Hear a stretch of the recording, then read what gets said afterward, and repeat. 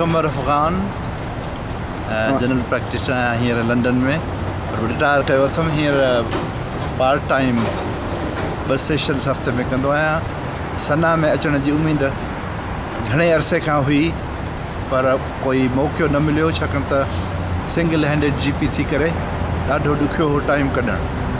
पर हींअर गुज़िरे साल रिटायर कयो अथमि।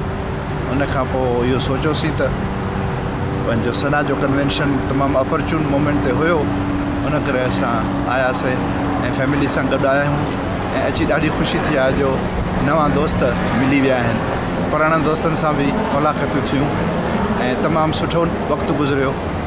अचण सां पंहिंजो कोशिशि कईसीं त पहिरियों जेके सुठियूं साइट्स वग़ैरह आहिनि उहे ॾिसूं, उहे ॾिठियूंसीं ऐं हींअर सेशन्स पूरा थिया ऐं हर को ख़ैर सां मोकिलाए हलियो वियो आहे। ऐं हाणे इरादो आहे त सुभाणे सुबुह जो वापसि वाया टोरंटो वापसि लंडन वेंदासीं। तव्हांखे साईं कन्वेंशन कीअं लॻो?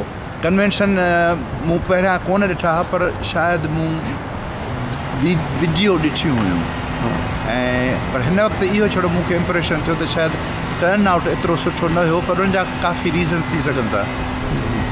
पर तंहिं हूंदे बि जेका राति म्यूज़िक जो कल्ह प्रोग्राम ऐं राति जी डिनर हुई ऐं जेके जुदा जुदा माण्हू पॉलिटिकल फील्ड जा माण्हू आया ऐं पंहिंजो कल्चरल एस्पेक्ट्स ते ॻाल्हायो वियो, आर्कियोलॉजिकल एस्पेक्ट्स ते ॻाल्हायो वियो ऐं तमामु बहितरीनु थियो। सो इहा उमेदु अथमि त शायदि ॿिए साल वरी अचां ऐं इहो आहे त ॿिए साल वधीक शायदि टर्न आउट थिए, छाकाणि त नाराज साहब जे मुताबिक़ चवण मुताबिक़ त माण्हू काफ़ी अची सघनि था। बिल्कुलु ह्यूस्टन मां ऐं डैलस मां। भला यूके खां बि किन दोस्तनि खे तव्हां कन्विंस कंदो? वञी कन्विंस कंदुसि, छाकाणि त गुज़िरियल सेशन्स सना में काफ़ी यूके खां डॉक्टर ईंदा हुआ, सवाइ मुंहिंजो ही पहिरियों दफ़ो हुयो। पर हींअर वञी कन्विंस कबो त बाबा असांजी ऑर्गेनाइज़ेशन जेका आहे सिंधी डॉक्टर एसोसिएशन, जेका 1979 खां आहे, उनखे पंहिंजो लिंक करे सना सां मिलाए असांजो जेको आहे मक़सदु उहो आहे चैरिटी ऑर्गेनाइज़ेशन जो। असांजो पॉलिटिकल मक़सदु न आहे। असांजी हीअ जेका ऑर्गेनाइज़ेशन आहे इन में सभु कुझु आहे। सो सुठो इहो थींदो त असांजी SDA जेका आहे सा पंहिंजो फ्यूचर में लिंक रखे सना सां। मुंहिंजे ख़्याल में छोकिरा जेके असांजा आहिनि काफ़ी कमु करे रहिया आहिनि, उन्हनि जो आहे लिंक सना सां ऐं त उन्हनि खे पंहिंजी वेबसाइट आहे ऐं उन मूजिबि काफ़ी ख़बरूं असांखे मिलनि थियूं। ॿियो हे जेको नेटवर्क मुज़र लाखे साहब क्रिएट कयो आहे, इहो आहे त ABSMN ऐं उन में इहो फ़ाइदो आहे त काफ़ी ख़बरूं पवनि थियूं ऐं काफ़ी माण्हू पाण खे इंट्रोड्यूस कनि था ऐं काफ़ी यार दोस्त पुराणा बि मिली वञनि था।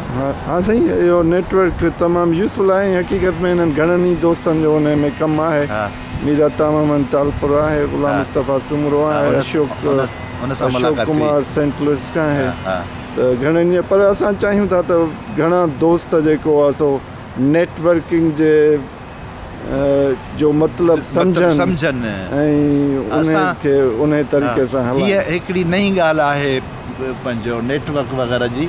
असां पोड़ा माण्हू सो कोशिशि पई कईसीं त कंहिंखां वठी थोरी हेल्प ऐं इनखे सम्झूं, पहिरियों सोचे सम्झी ऐं उनखे थोरो आहिस्ता आहिस्ता करे ऑपरेट कयूं त जीअं कम्युनिकेशन में डिफिकल्टी वग़ैरह न थिए।